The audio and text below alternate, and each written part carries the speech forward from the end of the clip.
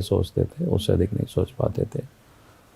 लेकिन जब कॉलेज आए और फिर संघ के उस समय के जो अधिकारी होते थे उन लोगों की जब बौद्धिक को मैंने सुना तो फिर मेरे दिमाग में डर कर गया कि नहीं, हिंदू समाज के लिए हमें भी करना चाहिए कुछ इस देश के लिए। और फिर बाद में जब ग्रेजुएशन किए, ग्रेजुएशन करने के बाद ग्रेजुएशन नहीं, उन्हें एग्ज़ाम दे दिए थे, रिजल्ट आना बाकी था। तो फिर वो जो पीरियड था उसके बाद हम एक्टिव पॉलिटिक्स नहीं, उस समय फिर विश्व हिंदू परिषद के काम से निकले और 90 तक रहे। 1983 से 1990 तक विश्व हिंदू परिषद के हॉल टाइमर के रूप में। उसी पीरियड में ये सब काम चल रहा था आंदोलन का, तो फिर उसी में अधिक रामते चले गए। 90 में फिर भारतीय जनता पार्टी से जुड़े और 90 से जुड़े तो 91 में चुनाव लड़े, फिर हार गए, 96 में चुनाव लड़े, हार गए, फिर 98 और 99 में जीते और भारत सरकार के मंत्री बने अटल जी के सरकार में। उसके बाद 15 नवंबर 2000 को झारखंड राज्य बना तो राज्य के मुख्यमंत्री बने और फिर झारखंड आए। जी, अच्छा, भारतीय जनता पार्टी को ही क्यों चुना आपने?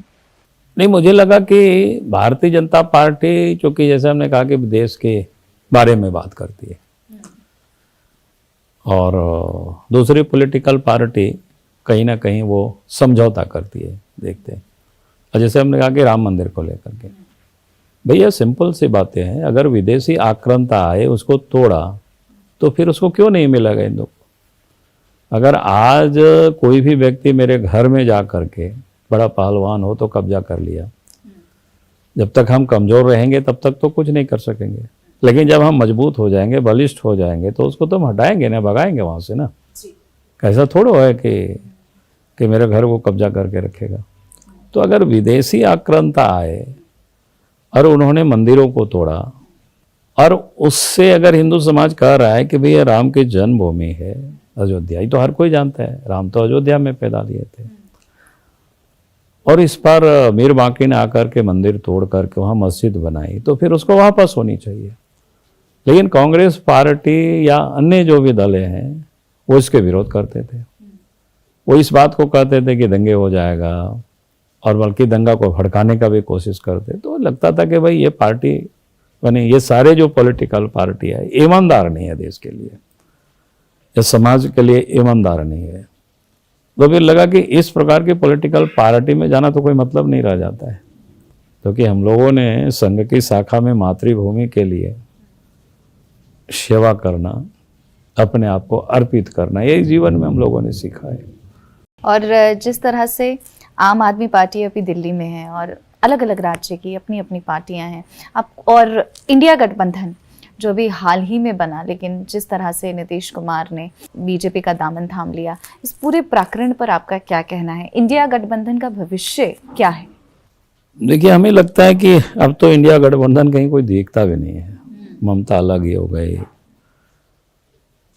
यूपी का भी वही हाल सुनते हैं, आपका दिल्ली का भी, पंजाब का भी, फिर नीतीश जी अलग हो गए, बल्कि उसके सूत्रधार तो नीतीश जी थे, पूरा प्रयास कर रहे थे जी। तो कुल मिलाकर के आज वो गठबंधन कहीं कुछ रहा नहीं, वो सिर्फ नाम जपने के लिए है, बाकी तो मुझे नहीं लगता है। क्योंकि इसलिए ये संभव नहीं है, मैंने देखा कि उसका जो लीड कर रहा है, जो लीडर है, वो कांग्रेस पार्टी है और उसमें भी राहुल गांधी है। राहुल गांधी को मैं जितना जानता हूँ, पार्लियामेंट में मैंने देखा है, एक आध दो बार उनसे मिलने का भी सौभाग्य मिला है, तो बातचीत करने का, तो मुझे लगा कि वो व्यक्ति बहुत सही सोचते हैं। और इसलिए आप देखेंगे कि जब से मोदी जी देश के प्रधानमंत्री बने हैं तो कई एक बातें ऐसी करते हैं जो बेफिजूल का होता है और वो टिकता भी नहीं है। पहले उन्होंने कहा था चौकीदार चोर है, खूब घुमा, कोई मतलब नहीं था। जो भी देश के प्रधानमंत्री नरेंद्र मोदी जी के बारे में दुनिया जानती है, भाई इनके पास कुछ भी नहीं है, देश के लिए ही व्यक्ति जीते हैं और उसको आप कह रहे हैं चौकीदार चोर है। अरे कोई व्यक्ति अगर उनको ला करके गिफ्ट सूट में दे दिया, आप सूट बूट के मोदी जी को कह रहे हैं, भाई आपने मोदी जी को कितना जानते हैं?